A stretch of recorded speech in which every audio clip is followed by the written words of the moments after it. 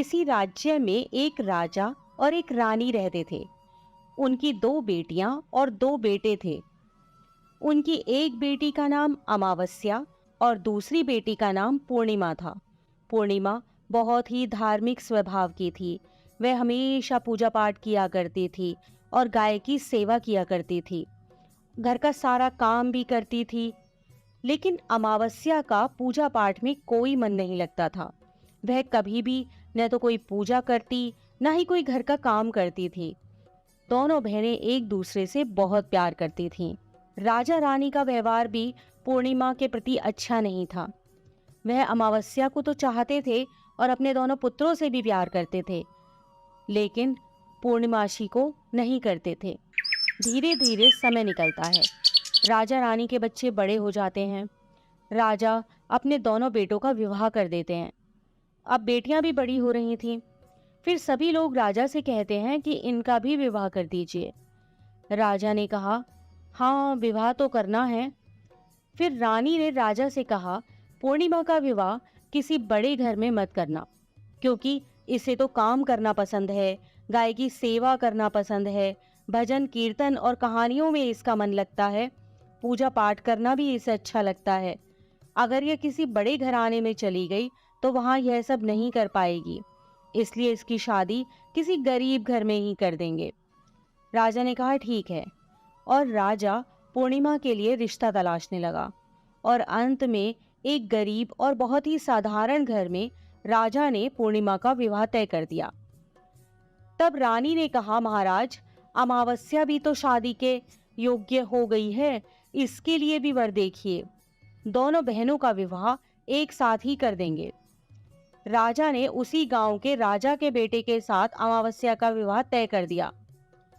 राजा ने रानी को बताया तो वह बहुत खुश हुई और मन ही मन सोचने लगी, अब देखते हैं कि ये पूर्णिमा गरीब के घर में कैसे रहती है, बहुत पूजा पाठ वाली बनती है, इसके भगवान इसकी क्या मदद करते हैं। फिर समय आने पर राजा ने अपनी दोनों बेटियों का विवाह कर दिया। अमावस्या को बहुत धन दौलत दी, लेकिन पूर्णिमा को कुछ भी नहीं दिया। पूर्णिमा के भाई भाभी उससे बहुत प्यार करते थे, क्योंकि वह अपनी भाभियों का काम में हाथ बटाती थी। लेकिन अमावस्या उन पर रौब जमाती, उनसे अपने काम कराती, इसलिए अमावस्या के प्रति भाभियों का ज्यादा स्नेह नहीं था। फिर अमावस्या और पूर्णिमा दोनों अपने अपने ससुराल चली गईं। एक बार की बात है, अमावस्या ने अपने घर में शिव चर्चा रखी। सबको बुलाया गया, लेकिन उसने अपनी बहन पूर्णिमा को नहीं बुलाया। पूर्णिमा अपने दरवाजे पर बैठी थी तो गांव की औरतों ने कहा, तुम्हारी बहन ने अपने घर शिव चर्चा रखी है, तुम नहीं जाओगी क्या? पूर्णिमा ने कहा, नहीं बहन, मैं नहीं जा रही, क्योंकि मेरी बहन ने मुझे बुलाया नहीं है, तो मैं कैसे चली जाऊं? तो गांव की औरतों ने कहा, नहीं बुलाया तो क्या हुआ, यह तो पूजा पाठ का काम है, तुम चलो हमारे साथ। गांव की औरतों की बात मानकर पूर्णिमा शिव चर्चा में चली गई। जब अमावस्या ने पूर्णिमा को देखा तो वह गुस्से से बोली, जब मैंने तुम्हें बुलाया ही नहीं था तो तुम मेरे घर कैसे आ गई? अब आ ही गई हो तो चुपचाप एक जगह बैठी रहना, इधर उधर मत घूमना। उसने पूर्णिमा की गरीबी का भी बहुत मजाक उड़ाया। पूर्णिमा की आंखों में आंसू बहने लगे। वह भगवान शिव से प्रार्थना करने लगी कि हे भगवान, मुझ पर आप कब कृपा करोगे? आखिर मेरा कसूर ही क्या है? क्या पूजा पाठ करना, गाय माता की सेवा करना और काम करना गलत है? भगवान, अब तो मुझ पर रहम करो। इस तरह वह भगवान से विनती करने लगी। शिव चर्चा पूरी हो गई और अमावस्या ने सबको प्रसाद दिया, लेकिन पूर्णिमा को प्रसाद नहीं दिया। वह वहां से बिना प्रसाद के वापस आ गई। वह रास्ते में सोचती है कि घर पर बच्चे प्रसाद मांगेंगे तो मैं उन्हें क्या कहूंगी। फिर उसके मन में एक विचार आया कि क्यों ना अपने भाई भाभी से ही मिलकर आ जाऊं। वह अपने पति और बच्चों को बताकर अपने मायके जाने के लिए निकल गई। चलते चलते उसे एक तुलसी का पेड़ मिला। वहां एक चबूतरा बना था, जिस पर एक बूढ़ी माई बैठी थी। उस बूढ़ी माई ने पूर्णिमा से कहा, बेटी, तुम कौन हो और कहाँ जा रही हो? तब पूर्णिमा ने बूढ़ी माँ को अपना परिचय दिया और फिर बूढ़ी माँ ने कहा, बेटी देखो, मेरा तुलसी का पौधा सूखा जा रहा है, इसमें थोड़ा जल डाल दो और चबूतरे की भी धुलाई कर दो तो थोड़ी ठंडक मिलेगी। पूर्णिमा ने बहुत अच्छे तरीके से चबूतरे को धोया, तुलसी में जल दिया और तुलसी की पूजा की। उसने बूढ़ी माँ को भी स्नान कराया और उनके चरण दबाए। फिर पूर्णिमा ने कहा, माँ जी और कोई काम हो तो बता दीजिए, अगर नहीं है तो क्या मैं जाऊं? तो बूढ़ी माँ ने कहा, नहीं बेटी, और कोई काम नहीं है, अब तुम जाओ, और उसे खूब आशीर्वाद दिया। लेकिन तुम अपने मायके से लौटते समय मुझसे मिलकर जाना। उसने कहा, ठीक है माँ, और वह आगे चल पड़ी। चलते चलते रास्ते में उसे एक शिव मंदिर मिला। वहां भी एक चबूतरा था, उस पर एक बूढ़े बाबा बैठे हुए थे। वे और कोई नहीं, स्वयं शिव भगवान थे। लेकिन पूर्णिमा उन्हें पहचान नहीं पाई। बूढ़े बाबा ने कहा, तुम कौन हो बेटी? तो पूर्णिमा बोली, क्या बात है बाबा? बाबा ने कहा, बेटी, क्या तुम इस मंदिर की सफाई कर दोगी? बहुत गंदा हो गया है, और चबूतरा भी धो देना। मेरे नहाने के लिए 2 बाल्टी पानी भर दो तो तुम्हारा बहुत एहसान होगा। पूर्णिमा ने खुशी खुशी बाबा के सारे काम कर दिए और भगवान शिव की पूजा की। थोड़ा और आगे चली तो उसे काली माता का मंदिर मिला। काली माँ भी एक बूढ़ी माँ के रूप में वहां बैठी थी।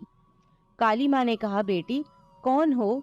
तो पूर्णिमा ने अपना नाम बताया और कहा, क्या बात है माँ जी? तो बूढ़ी माँ ने कहा, बेटी, जहाँ सब पूजा पाठ करके तो चले जाते हैं, कोई मंदिर साफ नहीं करता। देखो मंदिर कितना गंदा हो गया है, जरा इसकी साफ सफाई कर दो। पूर्णिमा ने मंदिर की साफ सफाई की और उसने काली माँ का श्रृंगार किया, पूजा की। उसके बाद बूढ़ी माँ को भी स्नान कराया और उसके हाथ पैर दबाए। फिर वह आगे बढ़ी तो एक नदी मिली। वहां भी एक बूढ़ी माँ बैठी थी और वह और कोई नहीं, स्वयं गंगा मैया थी। उन्होंने कहा, बेटी तुम कौन हो? तब पूर्णिमा ने अपना नाम बता दिया और फिर बूढ़ी माँ ने कहा, बेटी, यहाँ सब स्नान करके तो चले जाते हैं लेकिन कोई सफाई नहीं करता, तुम यहाँ की साफ सफाई कर दो। उसने वहां की भी साफ सफाई कर दी। फिर वह बूढ़ी माँ भी उसे आशीर्वाद देने लगती हैं। फिर वह एक नाव में बैठकर नदी के उस पार चली जाती है। नाव में फूल बिछे होते हैं। वो फूलों की नाव में बैठकर अपने मायके पहुंच जाती है। उसके भाई भाभी पूर्णिमा को देखकर बहुत खुश हो जाते हैं और उसकी खूब खातिरदारी करते हैं। फिर सब खूब बातें करने लगते हैं। सुबह जब ननद जाने को तैयार होती है तो भाभी ने उसे एक लाल साड़ी दी और कहा, नंद जी, इस साड़ी को पहन लो और हाँ, जल्दी जल्दी आया करो, बहुत दिनों के बाद आई हो। तो पूर्णिमा ने कहा, ठीक है भाभी, आप जब भी मुझे बुलाओगी मैं तभी आ जाऊंगी। और फिर पूर्णिमा ने खुश होकर वह लाल साड़ी पहन ली और श्रृंगार भी किया। भाभीओं ने थैला भरकर उसे धन और गहने दिए। पूर्णिमा घर से निकल गई। चलते चलते रास्ते में फिर वही नदी मिली और नाव में बैठकर वह नदी के दूसरे पार आ पहुंची तो वही बूढ़ी माँ मिली जो गंगा मैया थी। उन्होंने कहा, बेटी आ गई अपने मायके से? तो पूर्णिमा ने कहा, हाँ माँ जी। तब बूढ़ी माँ ने एक थैला दिया और कहा, इसे ले जाओ, मैं कहाँ रखती फिरूंगी, ये बहुत भारी है, और हाँ, इसे रास्ते में मत खोलना, अपने घर जाकर ही खोलना। पूर्णिमा ने कहा, ठीक है माँ जी, और वह वहां से चल दी। आगे चली तो काली माँ का मंदिर मिला। वहां भी वही बूढ़ी माँ बैठी हुई थी। उन्होंने भी पूर्णिमा को एक थैला दिया और अब उसके पास 3 थैले हो गए थे। वह कुछ आगे बढ़ी तो शिव मंदिर मिला। वहां बूढ़े बाबा के रूप में भगवान शिव बैठे थे। उन्होंने भी पूर्णिमा को एक थैला दिया। वह थैला लेकर आगे बढ़ी तो तुलसी माँ मिली। उन्होंने भी एक थैला दे दिया। अब जब पूर्णिमा अपने घर पहुंची तो वह 5 थैले खोलने लगी। सबसे पहले उसने अपने मायके का थैला खोला। उसमें खाने पीने की चीजें, कपड़े और गहने वगैरह थे। उसने खाने पीने की चीजें और कपड़े बच्चों को दिए तो बच्चे बहुत खुश हो गए। दूसरा थैला जो गंगा मैया ने दिया था उसे खोला तो उसमें सोना चांदी भरा था। तीसरा थैला जो काली माँ ने दिया था, उसमें 16 सिंगार का सामान था। चौथा थैला जो भगवान शिव का था, उसमें सब खुशियां थी, धन संपत्ति सब कुछ था। पांचवा थैला तुलसी मैया का था। जब उसने उसे खोला तो उसमें चावल, गेहूं और हर तरीके का अनाज था। पूर्णिमा के घर अब किसी प्रकार की कोई कमी नहीं थी। धन संपत्ति और भंडार से उसका घर भर गया था। पूर्णिमा खुशी खुशी रहने लगी। एक दिन पूर्णिमा ने सोचा, क्यों ना मैं अपने घर शिव चर्चा कराऊं। फिर पूर्णिमा ने शिव चर्चा रखी, सबको बुलाया। वह अपनी बहन के घर भी गई बुलावा देने। जब अमावस्या अपनी बहन के घर शिव चर्चा में आई तो उसके घर में धन दौलत देखकर आश्चर्य में पड़ गई। फिर अमावस्या ने पूछा, तुम्हारे पास इतना धन दौलत और वैभव कहाँ से हो गया? तो पूर्णिमा ने कहा, देखो बहन, तुमने शिव चर्चा रखी थी, मुझे नहीं बुलाया, फिर भी मैं बिना बुलाए तुम्हारे घर गई, लेकिन तुमने मुझे प्रसाद भी नहीं दिया। फिर तुम्हारे घर से आने के बाद मैं मायके चली गई। और इस तरीके से एक एक करके पूर्णिमा ने सारी बातें अमावस्या को बता दी। अमावस्या ने कहा, मैं भी अपने मायके जाऊंगी, तुम मुझे भी डांटो और प्रसाद भी मत देना। लेकिन पूर्णिमा ने कहा, भगवान का प्रसाद है, मैं तो सबको दूंगी। लेकिन अमावस्या ने प्रसाद नहीं लिया और अपने घर जाकर बच्चों से कहकर अपने मायके के लिए चली गई। चलते चलते तुलसी माँ मिली। उन्होंने कहा, बेटी, यह एक चबूतरा धो दो, तुलसी में पानी डाल दो। तो अमावस्या ने कहा, ए बुढ़िया, मैंने इतनी महंगी साड़ी पहन रखी है, जी गंदी हो जाएगी, मैं कुछ नहीं करूंगी। आगे चलकर भगवान शिवजी मिले तो उसने उनसे भी ऐसे ही कह दिया। उससे आगे काली माँ मिली तो उनसे भी यही कह दिया। और फिर गंगा मैया मिली और उनसे भी उसने ऐसा ही किया और उनका कोई काम नहीं किया। जब वह नाव में बैठी थी, नाव में कांटे थे, ये कांटे उसके पैरों में चुभ गए। फिर वह अपने मायके पहुंची। जब उसे भाभीियों ने देखा तो मुंह बना लिया, जे कहाँ से आ गई। अरे, पूर्णिमा के पास तो कुछ नहीं था, इसलिए उसे सब कुछ दिया, लेकिन यह यहाँ क्यों आई है?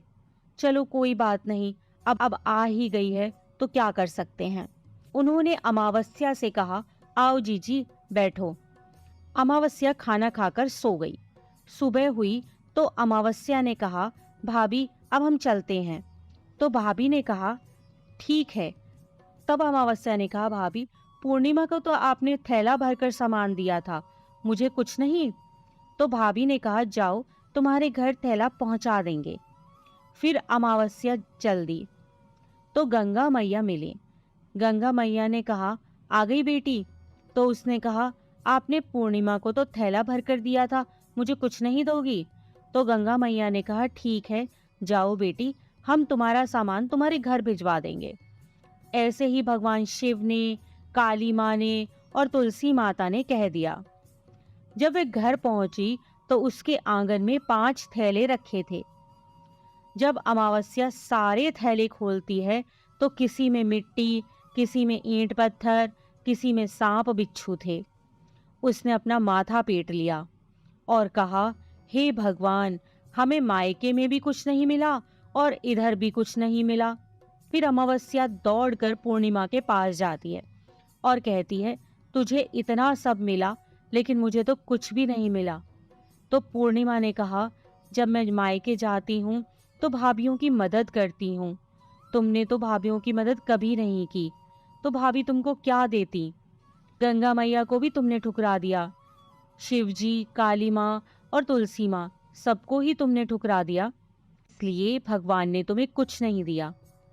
अमावस्या कहती है, बहन मुझे माफ कर दो, मैंने सदा तुम पर अत्याचार किए हैं, लेकिन इसमें मेरा कोई कसूर नहीं था। तुम मुझे भी विधि बतलाओ जिससे मैं भी भगवान की भक्ति करके सब कुछ पालूंगी। तो पूर्णिमा ने कहा, बहन देखो, 3 ही बातें हैं ज्ञान की। पहली, सब पर दया करना, दूसरी चर्चा करना और तीसरी है 108 बार ओम नमः शिवाय का जाप करना। बहन, भगवान ने जो 3 सूत्र दिए हैं वह प्रसाद के रूप में स्वीकार कर लो और हृदय में बसा लो। मैंने सच्चे मन से भगवान का पूजा पाठ किया, सबकी मदद की, सबका काम किया, इसलिए मुझे सब कुछ मिला। और तुम्हारे पास जो भी था वह भी खत्म हो गया। अमावस्या अपने घर गई और खूब पूजा पाठ करने लगी और भगवान शिव से उसने मन ही मन माफ़ी मांगी। इसी प्रकार की अन्य व्रत एवं पौराणिक कथा कहानियों के लिए हमारे चैनल को सब्सक्राइब और शेयर करें, ताकि आप भी दूसरों तक इन्हें पहुंचाकर धर्म लाभ प्राप्त कर सकें।